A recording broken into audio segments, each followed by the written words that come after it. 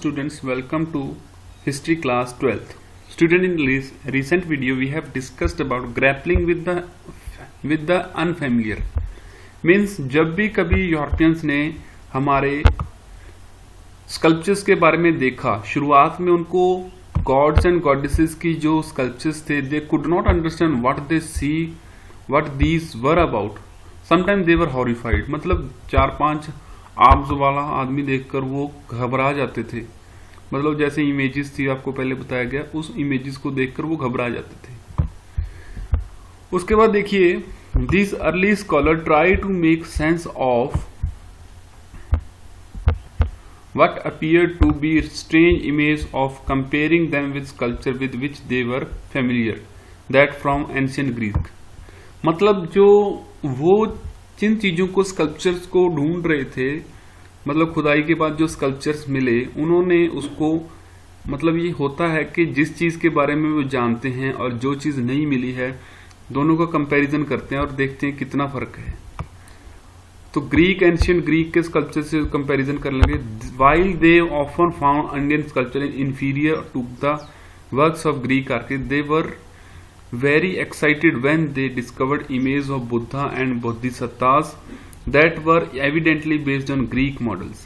तो पहले तो यही समझते थे कि इंडियन स्कल्पचर जो है वो इन्फीरियर है. इन्फीरियर मतलब जो ग्रीक आर्टिस्ट हैं, जो मतलब जिन्होंने मतलब ग्रीक में पेंटिंग बनाई हुई हैं और स्कल्पचर बनाए हुए हैं, उनके कंपैरिजन में इंडियन तो बहुत पीछे हैं.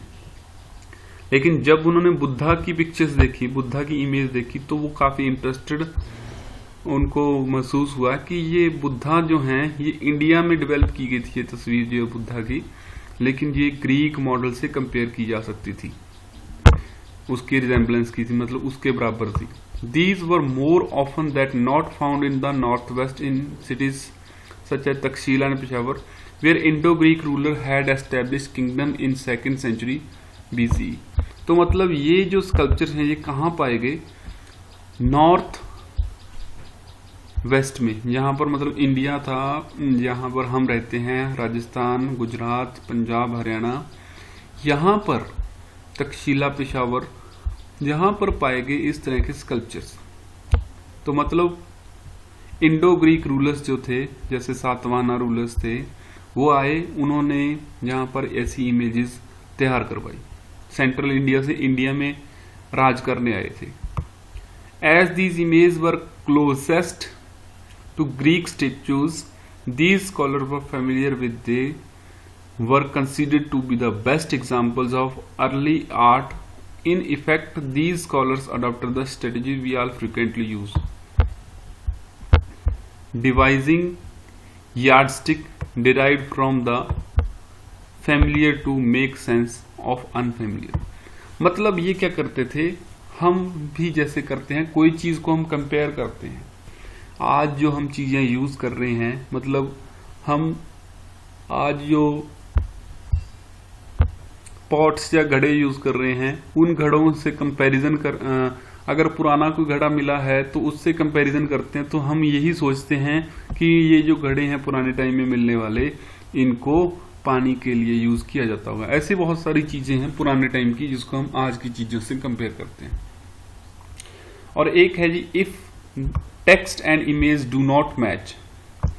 तो ये एक प्रॉब्लम है कि जो पिक्चर्स थी वो टेक्स्ट को पढ़कर ही समझ में आती थी, लेकिन कुछ ऐसी पिक्चर्स भी हैं जो टेक्स्ट से मैच नहीं करती. फॉर एग्जाम्पल, एक we have seen that art historian often draw upon textual tradition to understand the meaning of the sculpture. मतलब जो बना हुआ है उसको रिटन इतिहास से पढ़कर समझते हैं कि क्या है. While this is certainly a far more efficacious strategy than comparing Indian image and Greek statues, it is not always easy to use. One of the most intriguing example of this is a famous sculpture along a huge rock surface in Mahabalipuram, Tamil Nadu.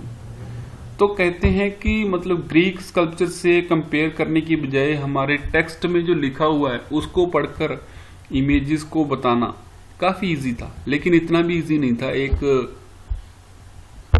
Tamil Nadu में महाबलीपुरम के एक rock surface पर कुछ बनाया गया है, next page पर उसकी पिक्चर है, तो उसको एक्सप्लेन नहीं किया जा सकता। उसकी ड्यूल एक्सप्लेनेशन है, दो तरह की एक्सप्लेनेशन है, वो बता देते हैं कैसे। तो 4.30 फिगर देखेंगे हम, नेक्स्ट पेज पर है वो। Vivid depiction of story, but which story is it? कई तरह की स्टोरीज हैं, कौन सी स्टोरी है? Art historians have searched through Puranas to identify it and are sharply divided in their opinion. Some feel, मतलब जो ये पिक्चर है, अब आपको पिक्चर दिखा देते हैं। जो ये पिक्चर है, कुछ कहते हैं कि ये पिक्चर है जब गंगा हेवन से आई थी, यानी कि गंगा जो है हेवन से आई थी, यानी कि जब गंगा शुरुआत में शुरू हुई थी तो कहाँ से आई थी? स्वर्ग से निकली थी। तो जो पिक्चर है, ये वाली पिक्चर, कहते हैं कि ये जो दिखाया गया है ये गंगा है, गंगा स्वर्ग से आई है और धरती पर आई है, लोगों ने इसका स्वागत किया है। तो गंगा की इमेज यहां दिखाई गई है। कुछ लोग तो ये कहते हैं कि ये गंगा की इमेज है, ठीक है जी। दूसरे लोग कहते हैं, जैसे ये कहते हैं कि centre of the rock surface might represent the river, मतलब कि जो खाली जगह छोड़ी गई दोनों पत्थरों के बीच वो है Ganga river. The story itself is narrated in Puranas and the epic, ऐसी स्टोरी बताई गई है इन पुरानाज में। दूसरे फील करती हैं that represent the story of Mahabharata when Arjun doing penance on river bank in order to acquire arms pointing to the central figure of the ascetic. तो कहते हैं कि अर्जुन ने कुछ आर्म्स, यानी कि कुछ जो हथियार गेन करने के लिए अर्जुन क्या कर रहा था, वहां पर पिनेंस कर रहा था। पिनेंस मतलब वहां पर बैठकर ध्यान कर रहा था। तो उसने मतलब नदी के किनारे ध्यान कर रहा था। तो बाकी आसपास की एक्टिविटीज दिखाई गई हैं इस पिक्चर में। तो दोनों अलग अलग व्यूज रिप्रेजेंट करते हैं historians. Finally, remember that many ritual religious beliefs and practices were not recorded in permanent visible form as monuments or sculptures or even paintings. देखो ऐसा है कि रिटन एविडेंस कोई ज्यादा नहीं है। मॉन्यूमेंट्स बनाए गए, उन सभी की रिटन एविडेंस अब मौजूद नहीं है।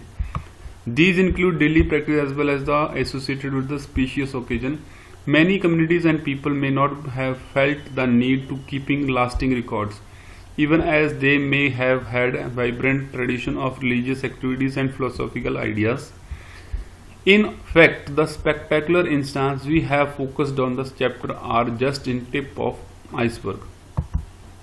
कहते हैं कि जो मतलब लोगों के उस टाइम ट्रेडिशन थे, कल्चर थे, रिलीजियस प्रैक्टिसेस थी, बहुत सारे लोगों ने ऐसा सोचा होगा कि क्या जरूरत है रिटन एविडेंस रखने की। हम भी सोच लेते हैं, उन्होंने भी सोचा होगा। तो इस वजह से बहुत सारी चीजें जो हैं इतिहास के बारे में हम नहीं जानते। कुछ ही चीजें जिनका हम अंदाजा लगा सकते हैं, बाकी बहुत सारी चीजें ऐसी हैं जिसका अंदाजा हम नहीं लगा सकते। तो इसका मतलब जो चैप्टर हमने पढ़ा है, सिर्फ हमने एक आइसबर्ग की टिप के बराबर पढ़ा है।